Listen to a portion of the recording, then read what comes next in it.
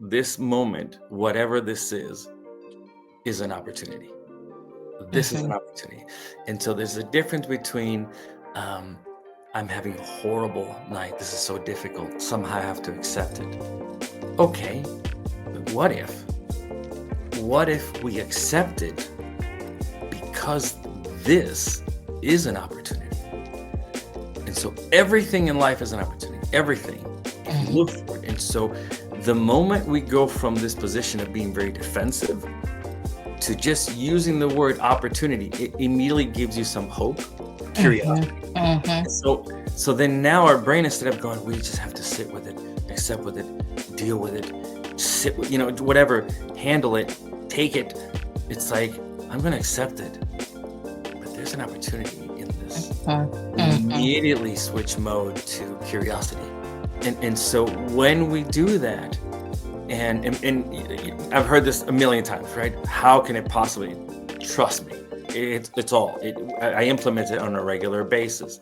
And so, for example, if I was having a difficult night, whatever it was, oh my goodness, this is a speed bump. I may or may not sleep. How is this? If going through a speed bump is so miserable and uncomfortable, how can this possibly be an opportunity?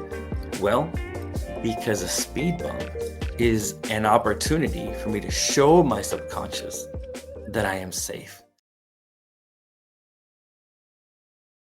Hi, community. Welcome to a special episode of Allie's Take. I'm Coach Allie. I'm so excited today to have my friend and fellow coach with me, Coach Christian, whom I know the community knows and loves. So, thank you so much for joining me today and for agreeing to do this episode with me. Oh, thank you, Ali. I really appreciate the opportunity to be here. So thanks for having me. Oh, I'm just thrilled that you're here. So, community, I'm really excited for our conversation today. We're going to be talking about what is within our control during insomnia recovery. Insomnia recovery can feel like you're in just this free fall. You feel so at a loss. Everything feels out of your control. It's a scary place to be. We've been there. We know, right?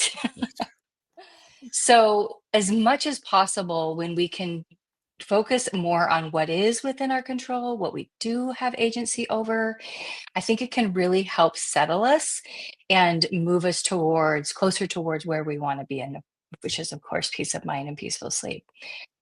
Does that sound about right, Christian? Oh, What are you? yeah, 100%. I totally agree. Yes. All right, cool, cool, cool. So under this topic, our first point is our reactions and our emotions. This is one of those things that we do have some agency over. Do you Right. want to get us started here? What's your take Sure. on that? So, for I guess to begin, when insomnia started in my case, I had no idea what was going on. I didn't know what was happening, so it was incredibly scary. So, when I didn't know what was happening, my thoughts were, "There's something wrong with me. I'm broken. So I need to, see a doctor right away." And as things continued, and they intensified with time because we weren't solving the problem. Sleep aids weren't helping. Um, Now I was convinced that there was something really wrong. So, right, the more effort we put into it, the more we try to fix something like, sleeping that we cannot control. The more Mhm. attention the brain is scanning, monitoring, and we're just giving it so much more attention. And Yes. so now our reactions are causing all this intense fear and anxiety. And so the Yeah. more we start going through this process of trying to problem solve something and it doesn't get solved, now the brain is verifying that there's something seriously wrong with us. And so this reaction and response is completely common and normal. That's how we get here. So I certainly would say that this is probably why things escalate. What do you think, Ellie? I totally agree. I think it's like obviously unintentionally, inadvertently, but we are throwing fuel on this fire, right? So it's just It's just it's enraged now, right? It's just growing. And of course, this is not what we're intending. We're trying to solve a problem, and our normal problem solving skills served us really well in many areas of our lives. And that's beautiful skill. But when it comes to insomnia, when it comes to sleep, it's quite the opposite, right? It's just not something that we have control over. Problem solving efforts actually backfire Right. because this isn't, it's a biological process. It is a natural process. It isn't something that we can force. It is definitely not something we can control. And the more attempts we try to do that, the more elusive sleep seems to become, right? I agree. Yeah, Yeah, exactly. yeah. So when we're in this space and everything feels so big, right? It's just like the fire is raging. And we start to, when we come to this understanding, when we find this channel or we find some education that starts the process of demystifying Right. what's happening, right? And we finally kind of understand, oh, wait a minute. I'm not broken. My brain is misunderstanding.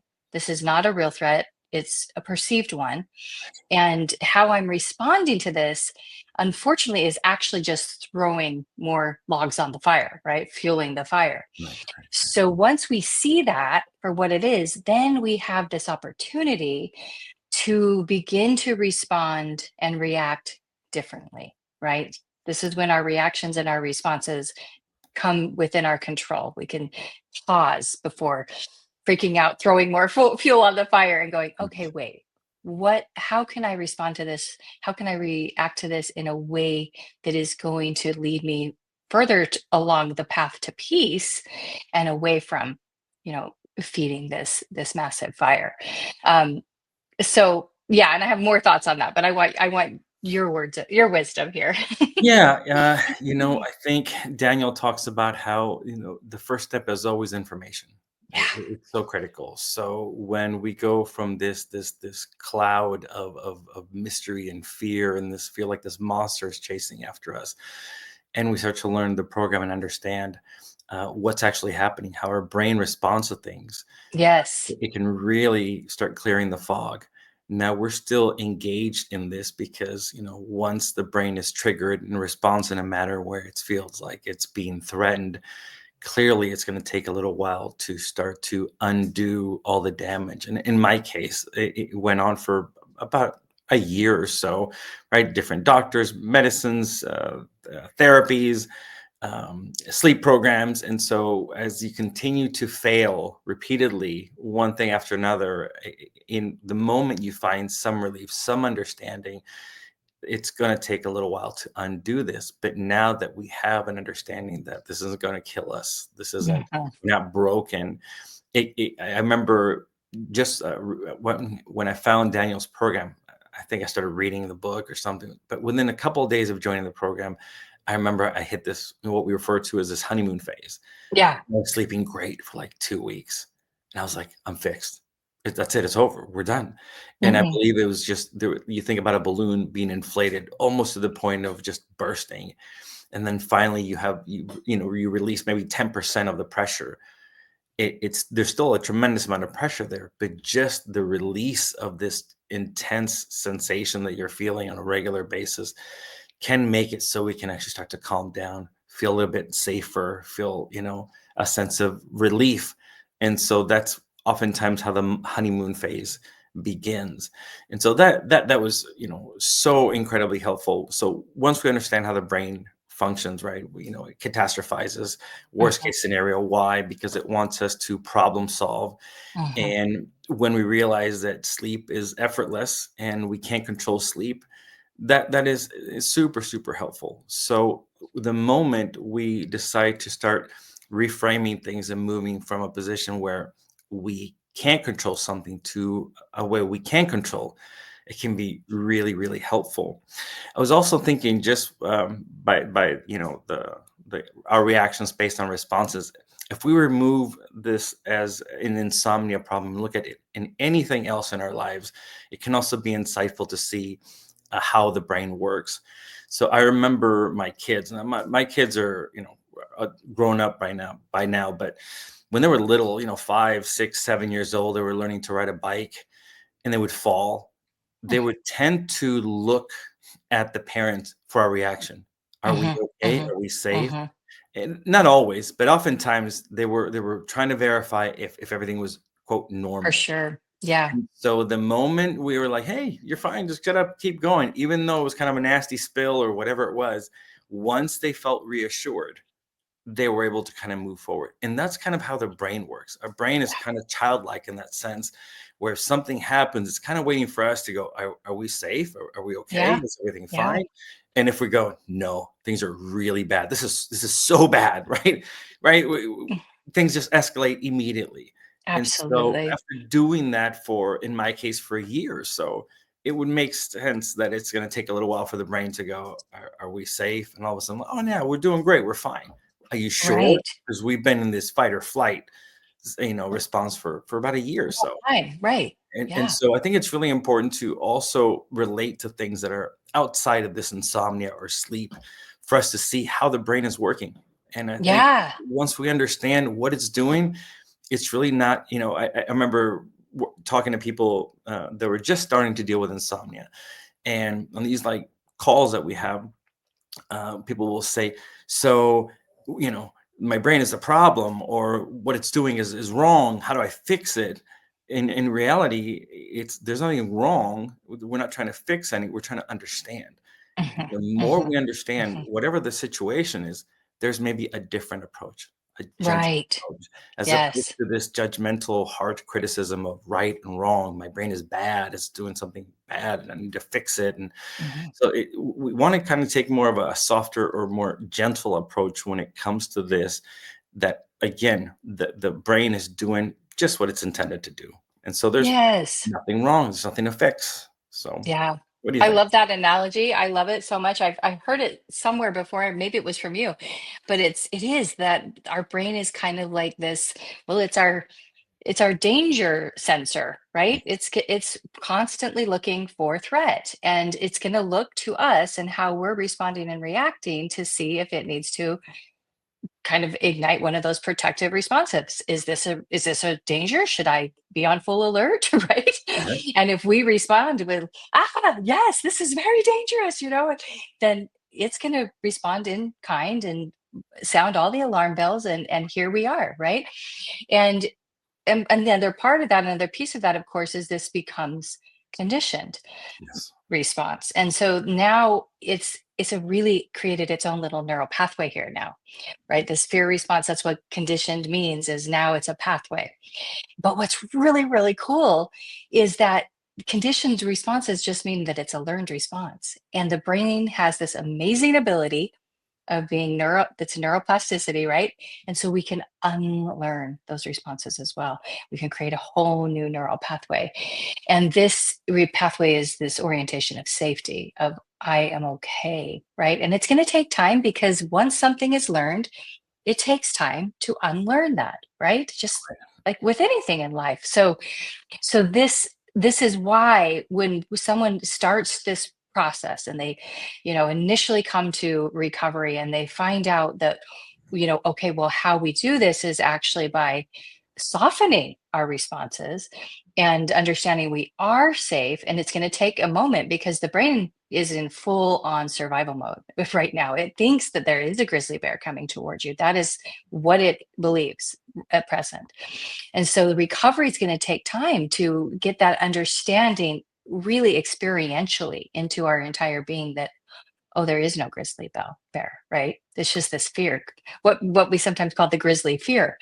But so I have people that will come into this recovery space, and I'm sure this is true for you as well. And it's almost like the idea of responding differently, of having this accepting and kind of allowing all of the difficult and uncomfortable emotions to be there, feels unimaginable. Yes.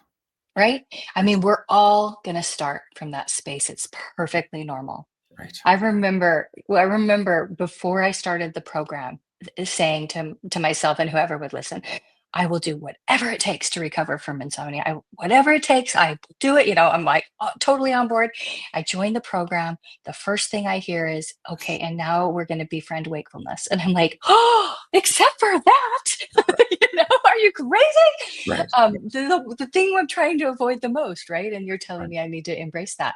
Right. And so we're all going to start from a place where that feels unmanageable. That seems like that is just ridiculous, but it really is how it works because it has perceived this as dangerous. And of course, it's not. It's completely safe to be awake at night. But it takes time for the brain to really get this deep understanding, not cognitively, right? Which we always talk Right. about how it's not an intellectual understanding, although it is important to understand how sleep works and how Yes. this is not a real threat and all of that, education for sure. But that alone, the process that we go through is really an experiential Yes. learning process. And this is why it takes time, right? Exactly. And this is why the progress is not linear. Oh, so much so. Yeah, And it's I think, bumpy. yeah, and I think that's when all of us, including myself, when we all of a sudden are doing well and we struggle, whether it's for a couple days or however that looks, our immediate thought is, what are we doing wrong? How did I Mhm, make a mistake? mhm. And so we Yeah. can't be doing it right because the consequences are not favorable. We were doing well, so we must have been doing something right. And so that creates so much pressure.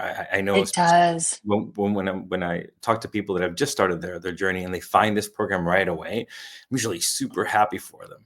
But at the same time, I know that they don't realize that there's so many things out there and they don't have to go through all those horrible experiences to find this.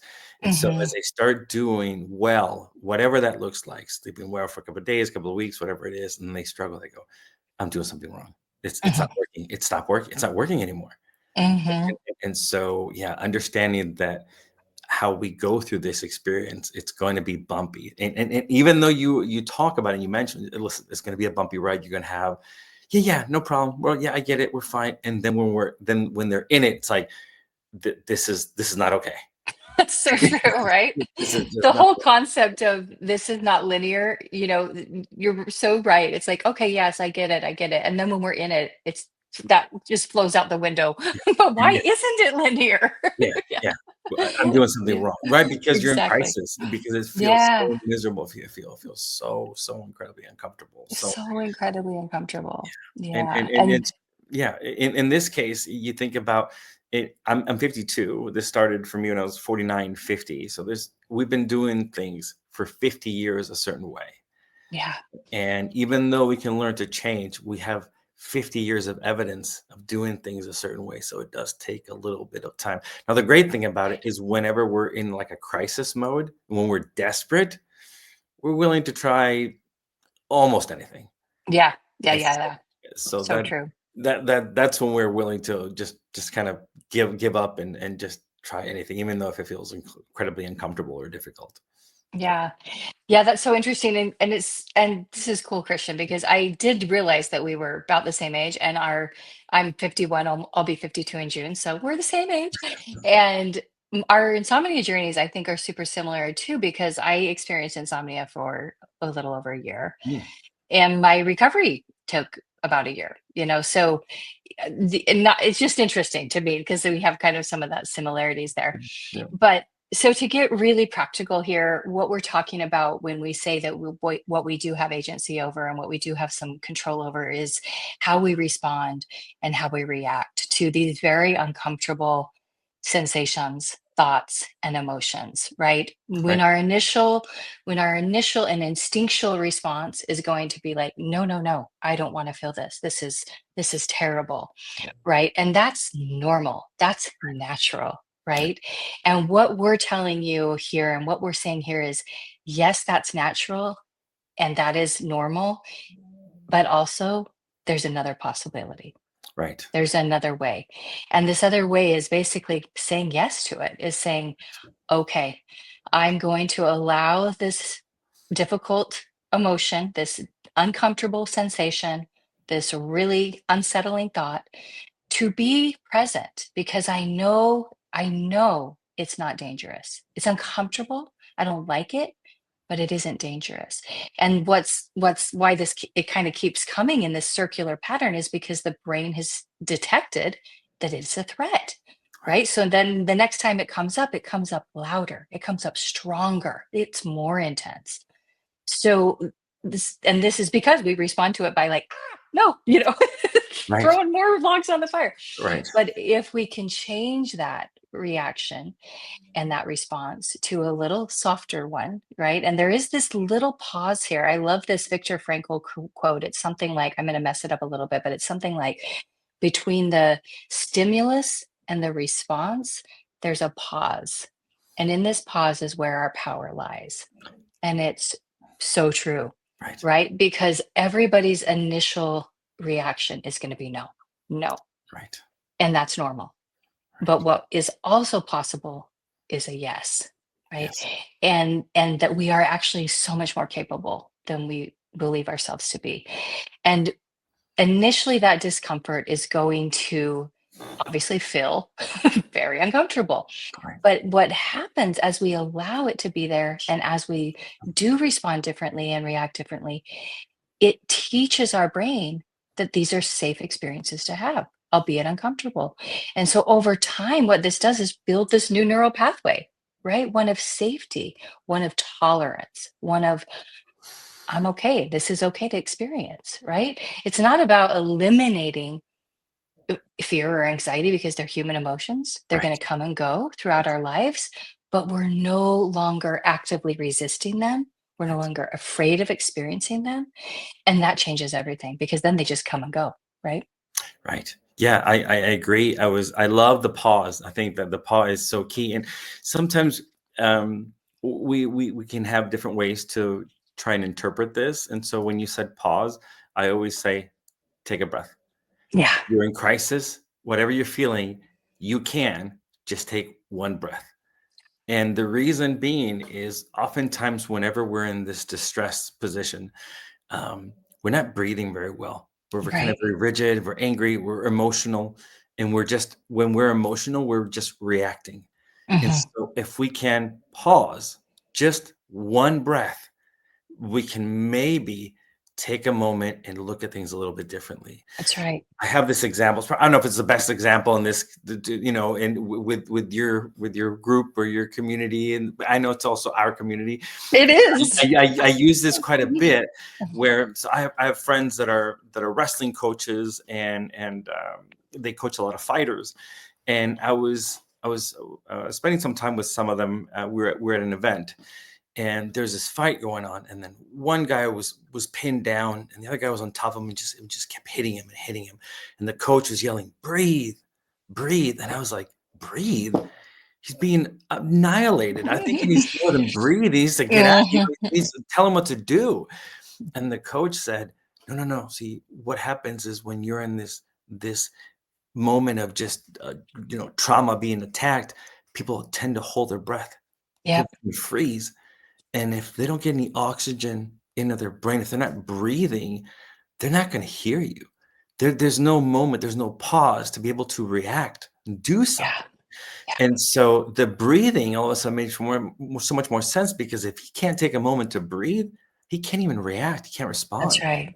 And Yeah. so I think about this, that whenever somebody's freaking out, or in my case, it's like, take a moment, just take one breath, just in the moment, one breath. And sometimes, and again, this could be unrelated to sleep. This could be, you could have, talking to your friend and something heated happens and you're maybe emotional and, there's kind of a back and forth. If you can maybe just pause, just take a deep breath, it tends to kind of give you some clarity, because when we're in this emotional response, in this fight or flight, we're not thinking and we're reacting. And once we react, things just escalate and just feel more and more overwhelming. And then it just makes it more difficult for us to just kind of figure out where we are or what to do. Yeah.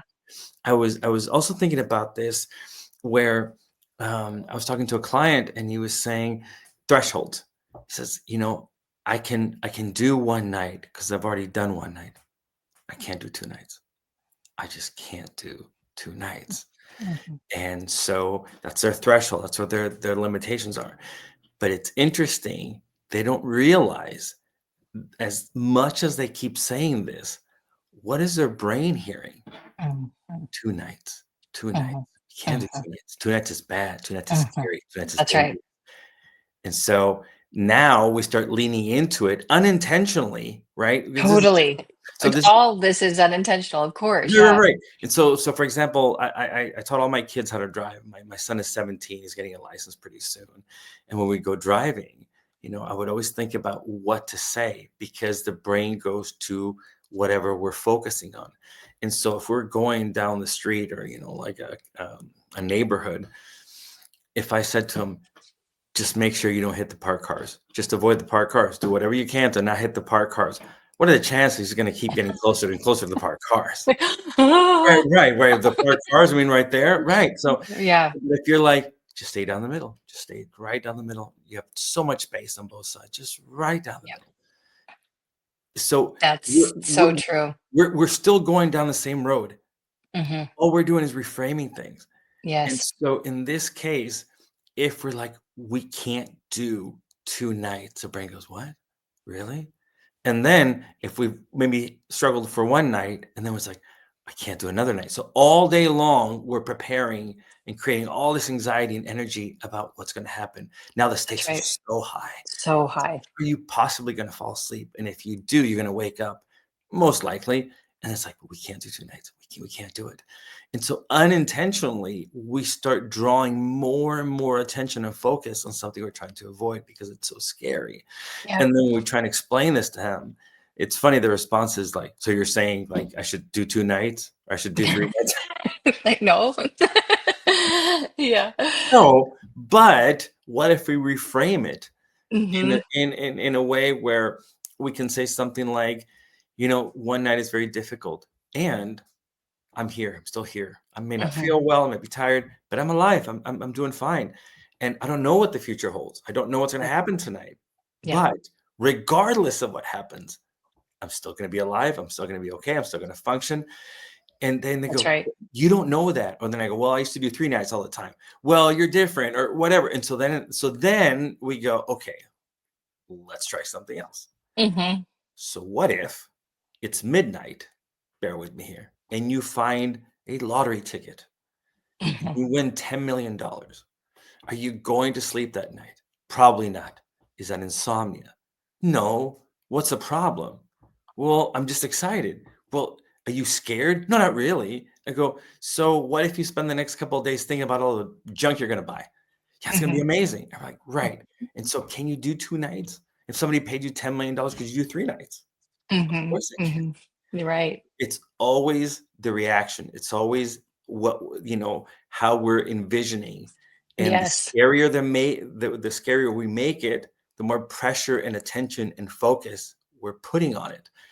And so 100%. it's so interesting when you try and teach this at first. It's like, well, Yeah. yeah, but still I can't do 2 nights. Yes, and Mhm, so mhm, anyways, I'm mhm. gonna pause there. Oh, it's so, so true, and I love that analogy too. By the way, you do have the best analogies, okay? I'm just gonna say that. Okay, okay, we're gonna move on because we have a lot of really good things to get to here. So, number 2 in what we do was within our control during recovery is how we choose to live our lives. And I'll just briefly say what kind of this means to me, and then please share your thoughts as well, Christian. So, when I was going through my struggle, my life became very small. I stopped living my life the way I knew it. I didn't socialize. I stopped going to the gym. I actually stopped working for a while. I mean, it was just a really small, small world there because this took all of my attention and focus, which was, of course, just perpetuating the problem and making it bigger. But I didn't know that at the time. Once I found this and I started to understand what was happening, how this was actually just feeding the scenario, right? Feeding my brain this danger signal. I I started to do I started to move towards living a life that I valued. And so to me, how we choose to live our lives means doing what's important to us, right? And when insomnia stopped calling the shots, and I took my power back from that experience of, it controlling every aspect of my life, Right. things started to slowly get a little bit easier because I was no longer letting insomnia rule my life.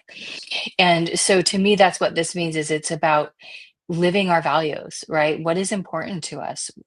Do that, right? That's what's going to show your brain that you're safe and okay.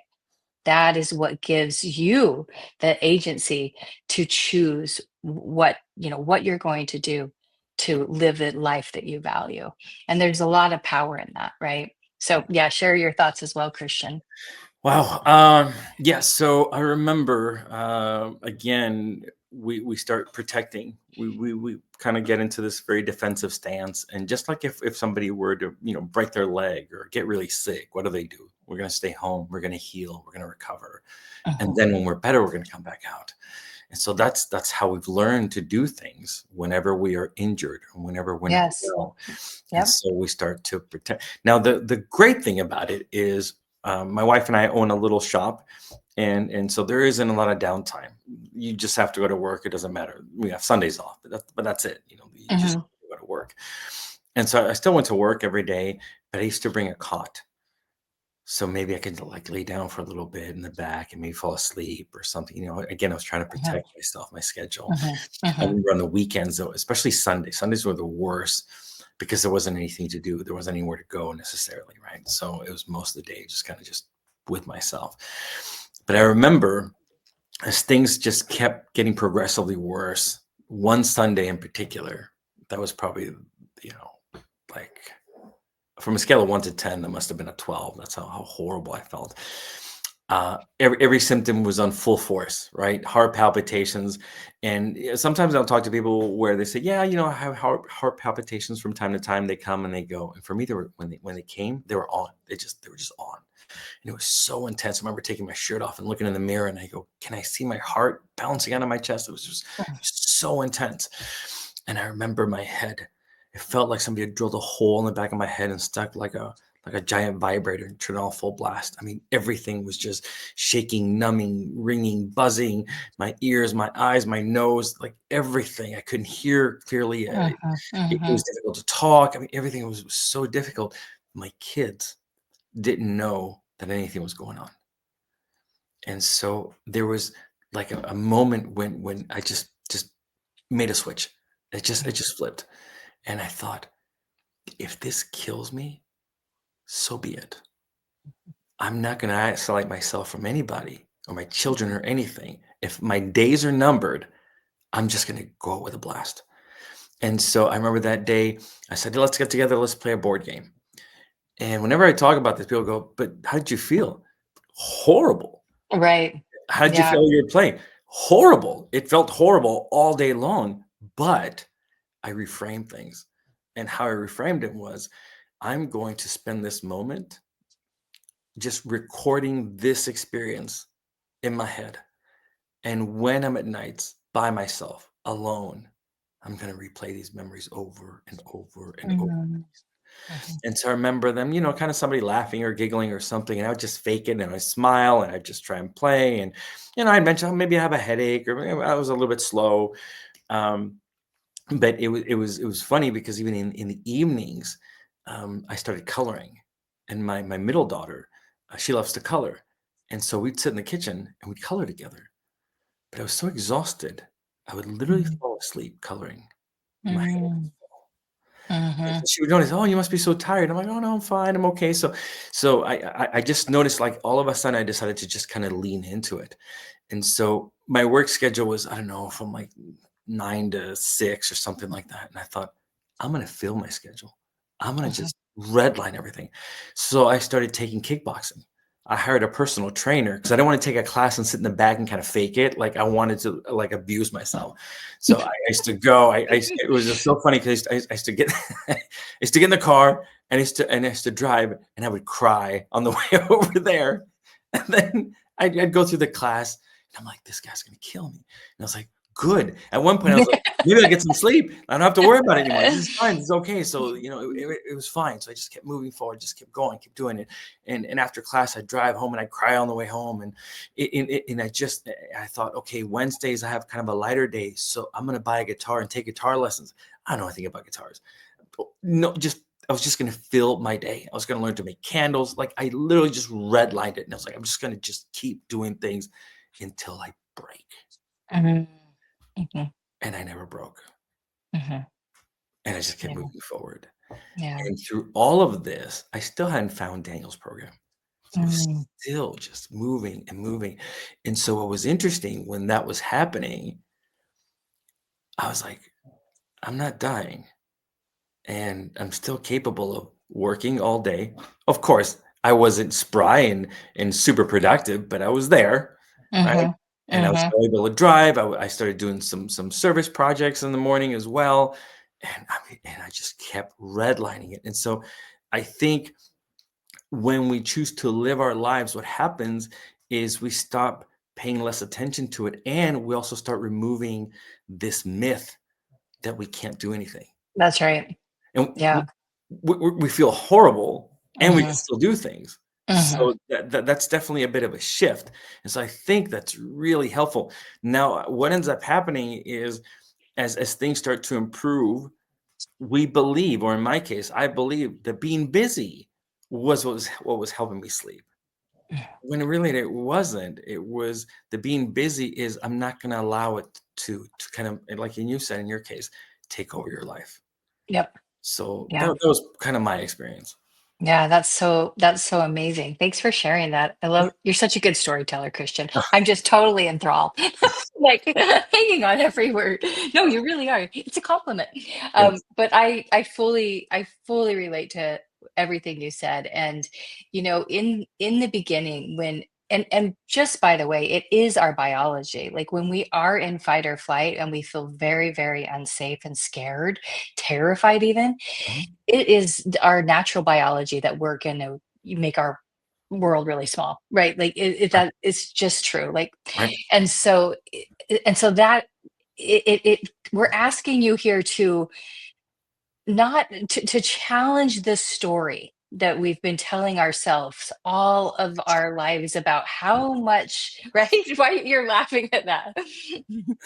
oh, this is so good. Okay, go ahead. I gotta write a note on that, so No, but right, because we've been telling ourselves probably forever, like, what's going to happen if I don't get this much sleep, or if I don't have this, or if this doesn't, right? There's this whole narrative around how awful it's going to be and the catastrophe that's going to befall us.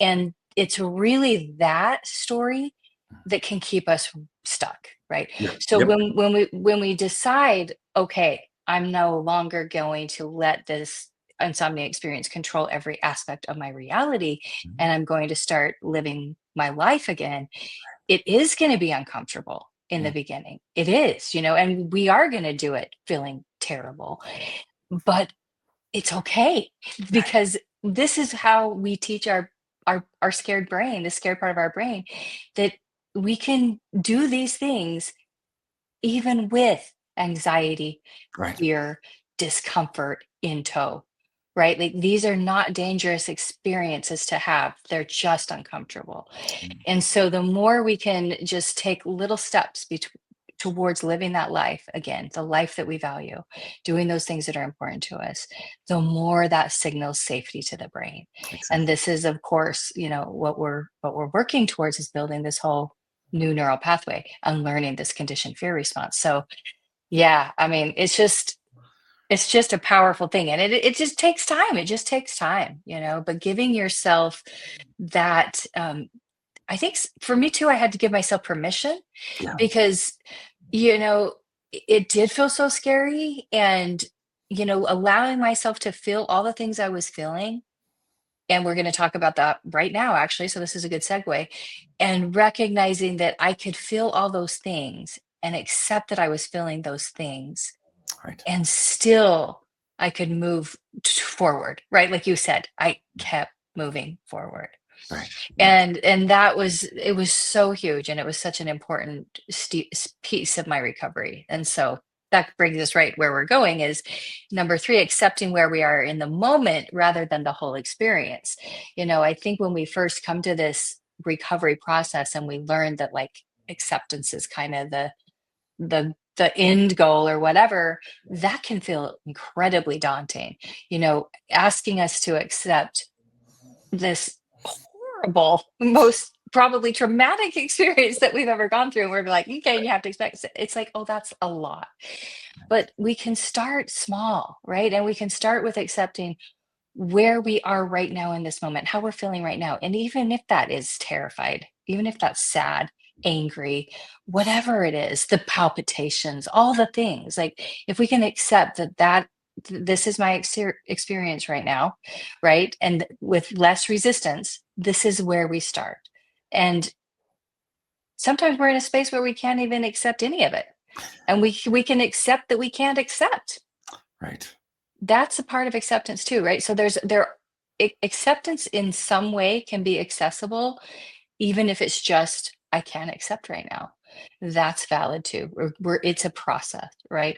So for me, this was really helpful for me, allowing myself to feel all the things I felt right then in that moment without trying to change, fix, or control them. This is how I feel right now.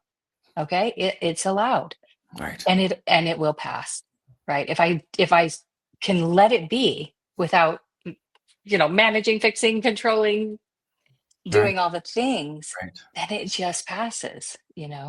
Yeah. So that's kind of my idea of this. Tell me what comes to you No, with this. that's great. And I'm sorry, I was laughing at something because the prior topic, I got a visual about the movie Shallow Hal. But Oh, anyway, so but we'll go with this. So I wasn't laughing. So anyways, I was just, I get these random visuals about. So, but anyways, the movie. well, no, it sounded like it like fit in with Yeah, what we were yeah, it, saying. it So, did. So anyway, so let's go with this acceptance right now.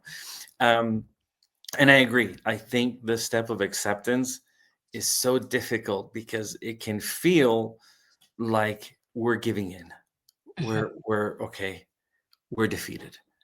And I think whenever we are or we hear about this, it feels like we're in a very defensive position.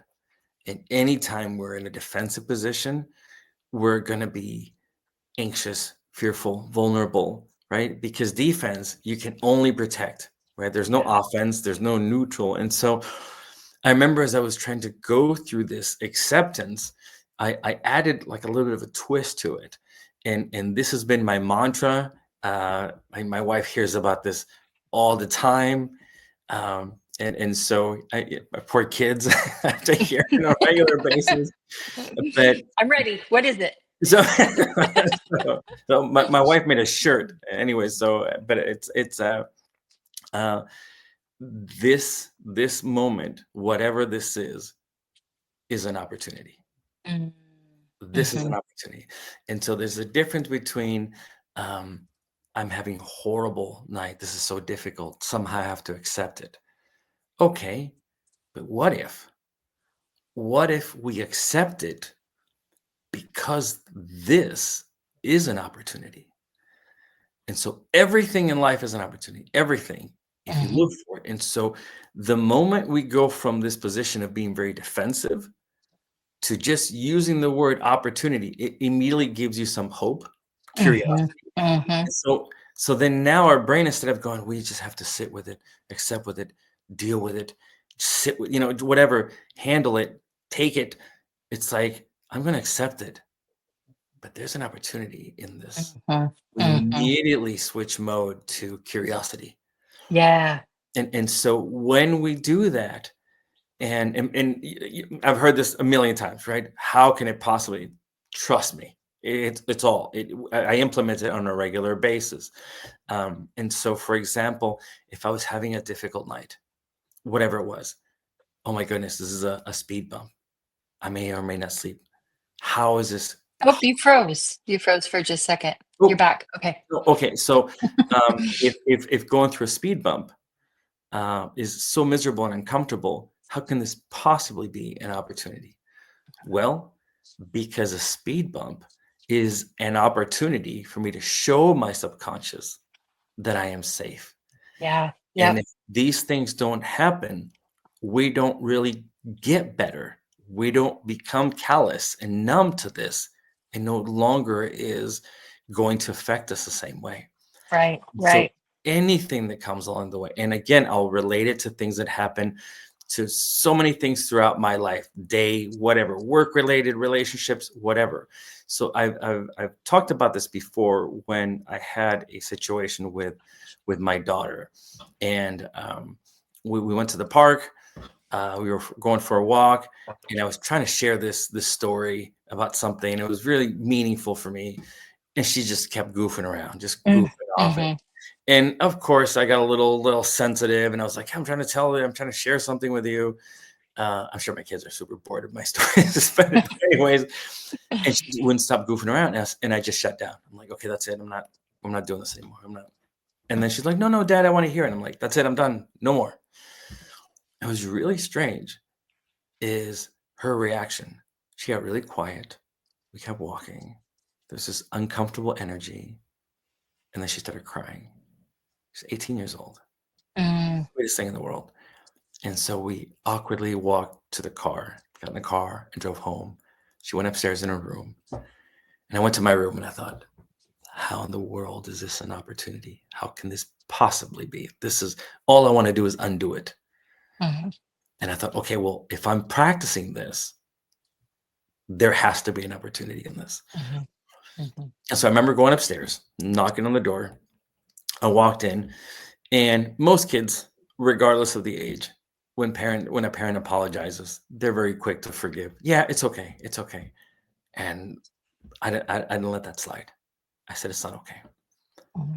I said, I upset you. I offended you. I reacted completely irrationally. There was no need for that. I am so sorry. If that ever happens again, please accept my apology. I will do my best to not do it again. Mm-hmm. But I am so sorry. She's like, it's okay, Dad. I go, I really need you to understand that it's not okay to be rude to you. It's not okay. Mm-hmm. And so she hugged me. I hugged her and gave her a little kiss, and we called it. And when I was walking out of the door, I realized, oh, this is the opportunity. The opportunity is to strengthen my relationship with my daughter, but it gets better. When she starts dating, do you think she'll tolerate somebody being disrespectful to her? Mm-hmm. If her father's willing to apologize, and she deserves an apology, Yeah. right? So this was an incredible learning opportunity that actually made our relationship even better. Right. And so in the struggle is when the opportunities arise. Yep. Going back to fighting, right? Talking to these coaches, they said these guys sometimes they feel like they're invincible until they lose. And that's when they want to listen. That's Yeah. what they want to learn. So that's when the learning really happens. And So so true. and so for me, this acceptance is very humbling because it means that we are learning to let go of control, Mm-hmm. learning to accept things that we don't like. And it Mm-hmm. feels so heavy. It feels like it's so much. Yeah. But notice that if we start learning to implement this across the board in our lives, this is something that could be helpful in our quality of life, Absolutely. not just with The sleep or insomnia.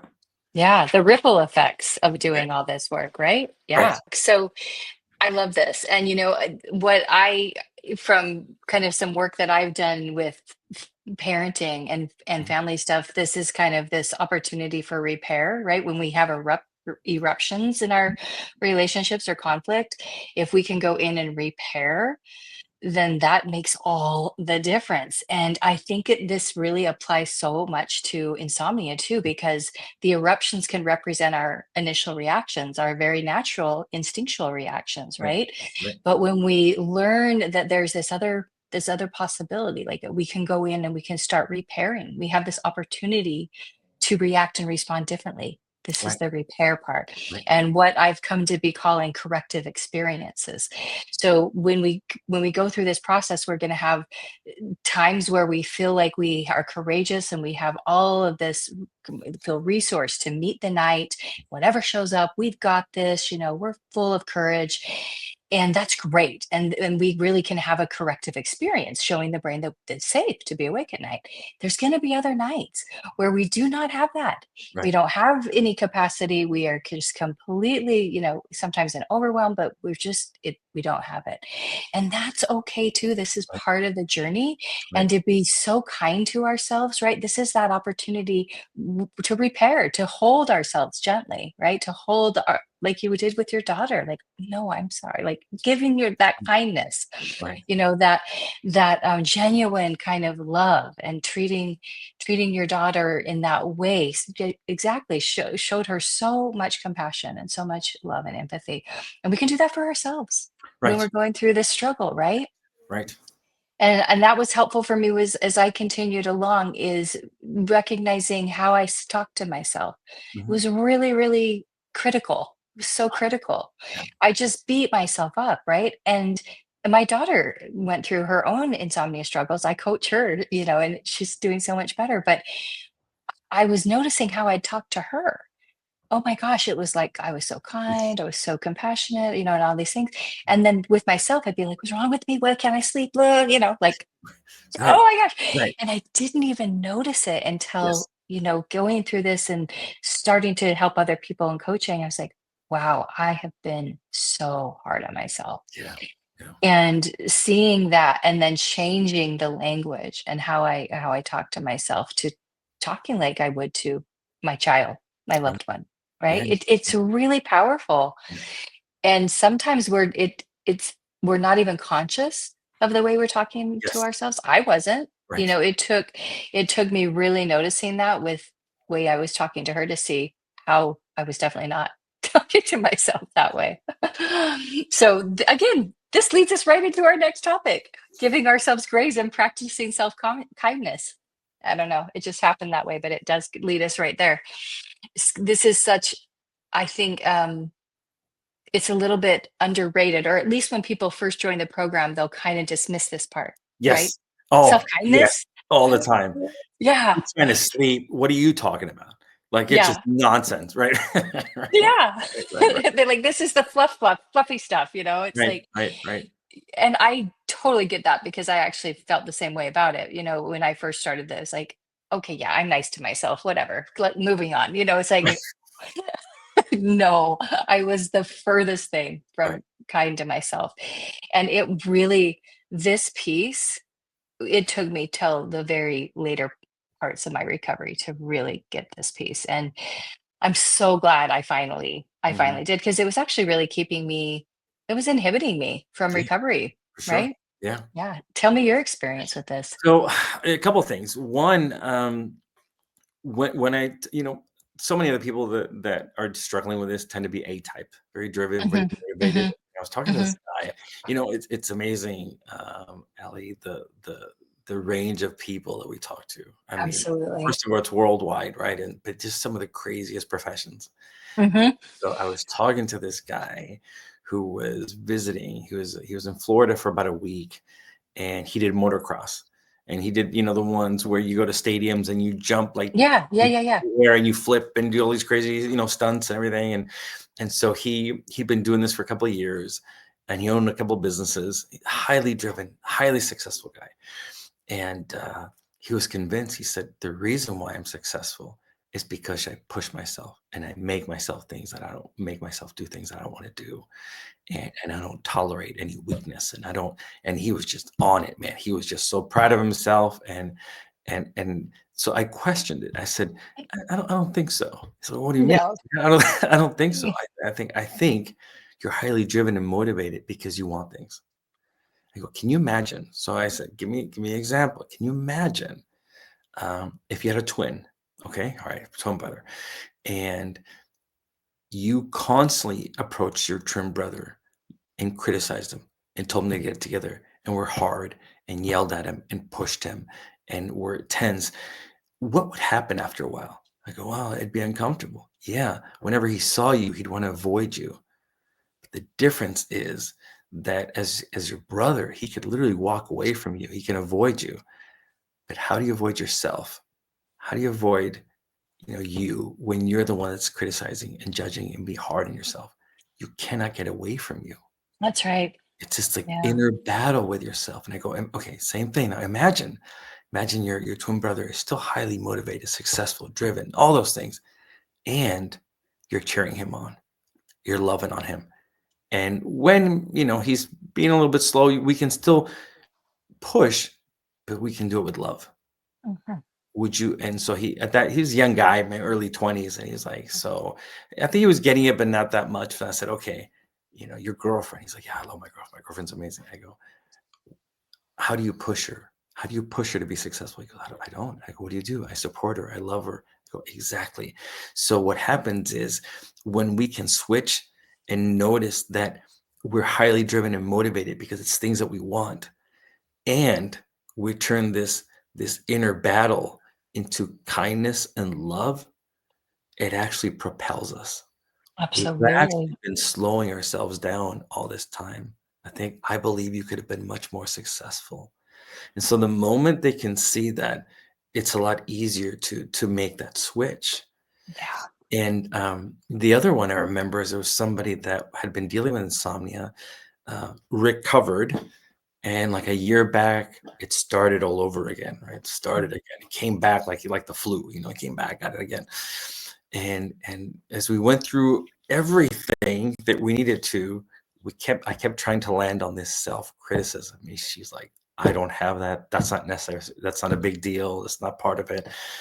And so we went a little bit deeper, and I said, so what is your fear? And she finally said, I mean, obviously I'm condensing a lot of time into Sure. Of course. time Of answer course. Of course. seconds. But she's like, I'm afraid my husband's gonna leave me.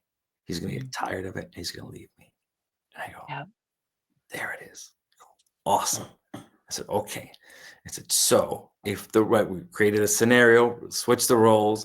If your beloved husband was struggling, couldn't make things work. He's like, well, actually, my husband had an injury, had a back injury, and he wasn't able to work for 2 years. And so I worked and I took care of him and I provided him. And I said, when did you plan on leaving him? She's like, what are you Yeah. talking about? I go, right. He's kind of dragging you down. He's kind of a burden. He's kind of a hassle. When are you going to cut the strings and let him go? It's like, well, never. I go, exactly. And so as we started talking about this, she's like, maybe this criticism has something to do with it. Anyways, long story short, what was amazing is she's like, I'm going to try this. We spoke probably about 3 or 4 weeks later, and she's like, I'm doing amazing. I'm doing great. Oh, I'm doing I great. love that so I'm doing great. much. And so we think this self-criticism, this kindness or grace is kind of silly.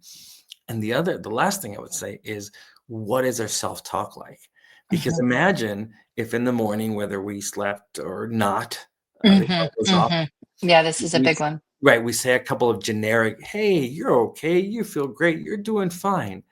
Okay, but what if the entire day before there was this constantly inner dialogue that was critical, judgmental, hard? And when I started asking myself, what is my self-talk like? That's when I heard it, that's when I felt it, and it was nasty. It was Right. brutal. And so can you imagine criticizing yourself for 12 hours and then for 2 minutes going, "You're doing great," Right. right? So Mhm. it seems like it's very small. It seems like it's not a big deal, but it is truly a huge component It in really in is. this. And for me, that was a complete surprise. When I heard this, I was like, I didn't believe it. I was like, Daniel, this is nonsense. This is some hippie stuff. Like, this isn't real. Yeah, I think that a lot of people have that initial, reaction to it because I get it. I did too, and it took me, like said, longer in my journey to really Right, understand what this was and how that critical part of me showed up, um, because it wasn't completely conscious. Some right. of it was really hidden. And so I think that it does take time and sometimes somebody kind of showing like, okay, well, Mhm. here's these subtle ways that this self-criticism is showing itself. Right. And y- and sometimes we need that. We need that little Yeah. mirror because it's hard to see within ourselves how we're hard on ourselves Yeah. sometimes. Yeah. Yeah. I Yeah. agree. And again, Yeah. my North Star, Daniel talks about North Star. I go, my North Star was like, and it sounded so silly, so corny, so weird, right? Again, 50 years. We never talked about my feelings or emotions or any of that stuff. It was really strange. But It Yeah. talks about this North Star, right? Where we want to end up. Yeah. And I thought, okay, when it comes to this self-compassion, self-kindness, this grace, what would be the North Star for me? It would be for me to one day look in the mirror and tell myself that I love myself. Mm. And even just thinking about it, it made me feel embarrassed and uncomfortable. Like, this is terrible. This is the corniest thing. But as I started moving towards that direction, I go, this is incredibly helpful, because the more you learn to love yourself, as kind and loving as we are to the people around us, you understood love to a greater degree, and you can actually even extend it even further. It Absolutely. improves everything. So it's Yeah, amazing. absolutely. I 100% agree. All right, you guys. Our last topic, our last thought for the our conversation today is looking for glimmers rather than triggers. So this is kind of another thing for me that took some practice, because we all have this negativity bias, right? It's part of our biology, it's part of Right. how we've evolved. And so when when we're in a really hard place, we're going through something as difficult as insomnia, this concept for me was actually incredibly helpful, because instead of focusing on everything that was bad or wrong, the triggers, this is triggering me, this is triggering me, this is triggering me, I started to take moments of my day and look for the glimmers, right? Mm. So the glimmers were these little things that were just moments of okayness, moments of like beauty in my day. So for me, and I actually have a thing that I'll read a little bit about this about glimmers, but they're the opposite of triggers. They're tiny moments of awe. They spark in joy and calm. They're actually calming and regulating for the nervous system. And so for me, I would, even after a sleepless night. So I would have a sleepless night. I'd, be pretty sad about it, pretty upset by it.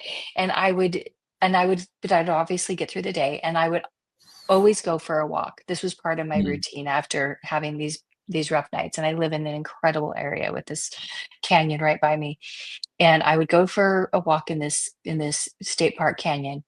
And in invariably, every single time, I would see something, a bird, the way the sun was setting, Mhm. the and I was just like, wow, that is so beautiful. And I would have this moment where I would get out of my own head, and I'd be this like beautiful awe moment where I could, and it was incredibly profound. I can't explain exactly how profound these moments were, but as I started to look for these more and focus less on the triggers and more on these like moments of awe, these moments of I'm okay. Look how beautiful this world can be.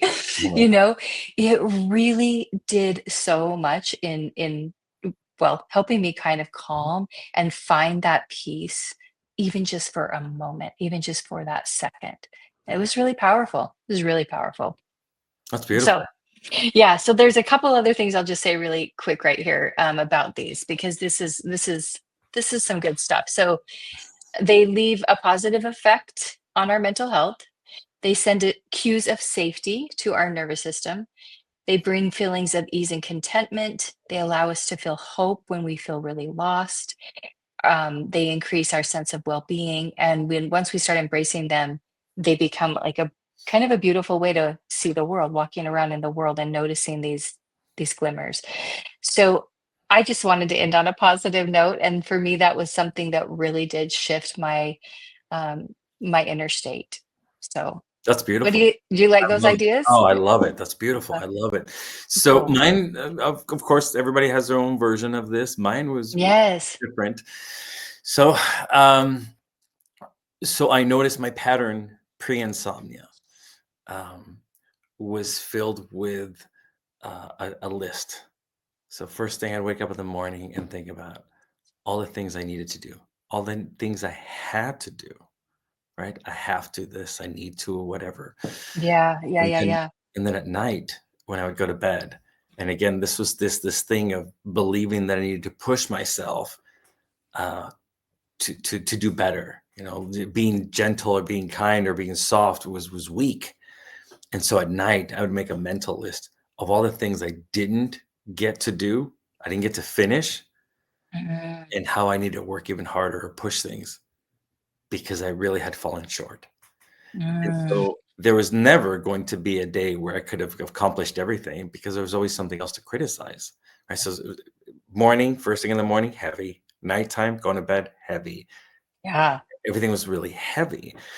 And so one day I thought, okay, how can I reframe this? What can I do? And I go, of course. So first thing in the morning is a little heavy, maybe for some people, but my and again, because it just I think it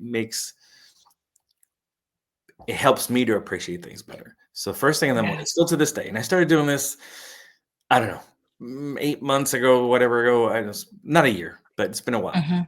Mhm. I've never missed a day. Every morning I wake up, first thing I do is I get on my knees and express gratitude that I get to be here.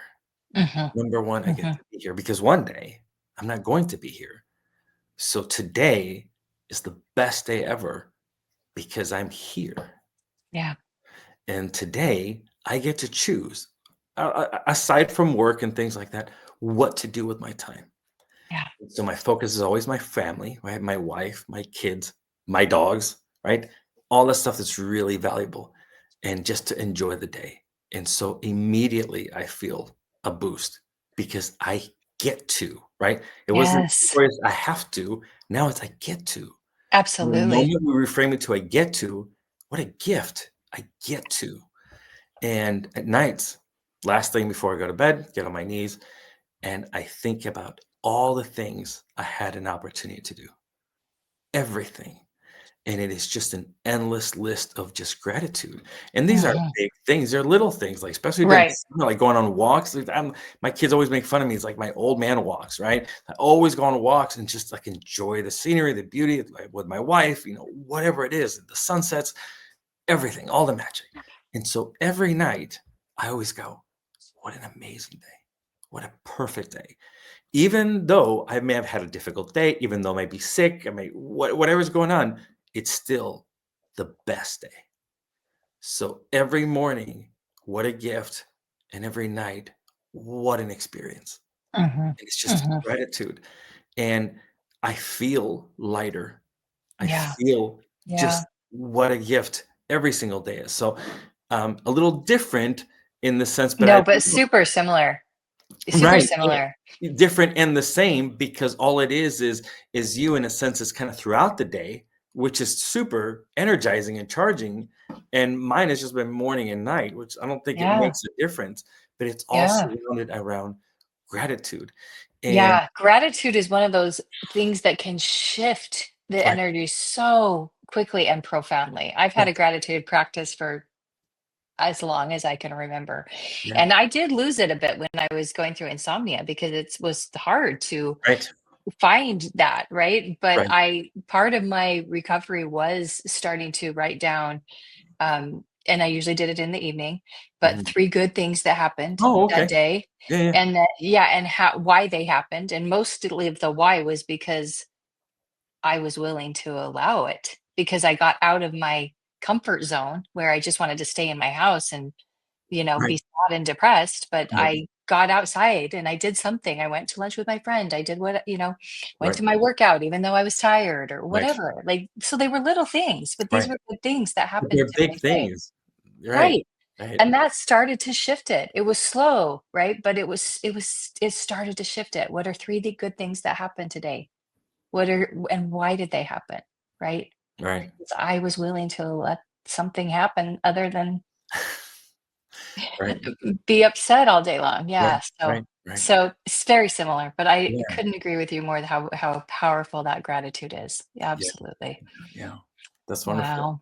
Yeah, I'll leave it one thing if that's okay. Of I course. was thinking, it's funny. I haven't even watched the movie. I've seen like snippets of it. It's an old. I think it was like in the '90s, like '95 or something. It's called. Remember that movie called Life is Beautiful, Mm, right? beautiful film, yes. And so you think about how much because all of us that are struggling with insomnia love control. I mean, everybody Mhm, does, but like especially right, this we feel like we're losing control. mhm, But yeah, the moment we realize how much control we have when it comes to uh, how we choose to respond to things, Yeah. it can truly make life absolutely beautiful. So it's just an absolute. Oh, it's so true. Yeah, yeah. And that is probably, gosh, that movie is one of those, such a extreme example of that, but Right, so powerful, so right. powerful. Yeah, absolutely.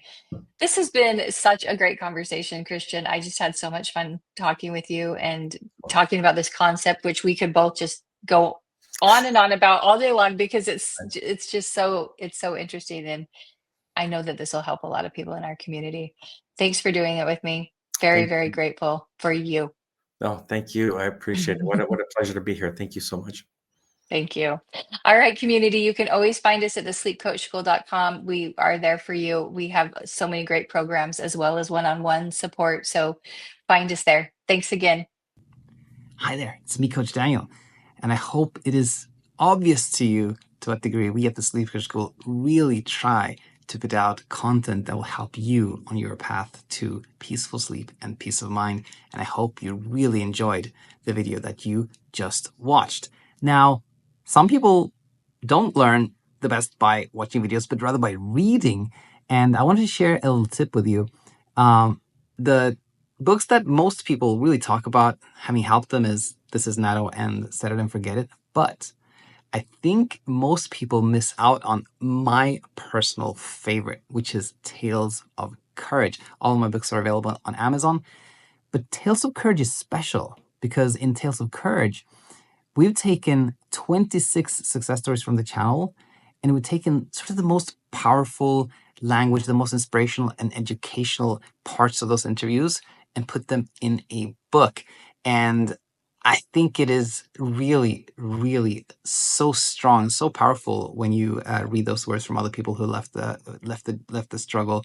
And that's my little tip to you. Tales of Courage, I think, is a great book, and it's available on Amazon, of course. So if that's appealing to you, you can head over there and get a copy. But more than anything else, I just want to say thank you for being here. Thanks for supporting the channel, and can't wait to see you again. Bye for now.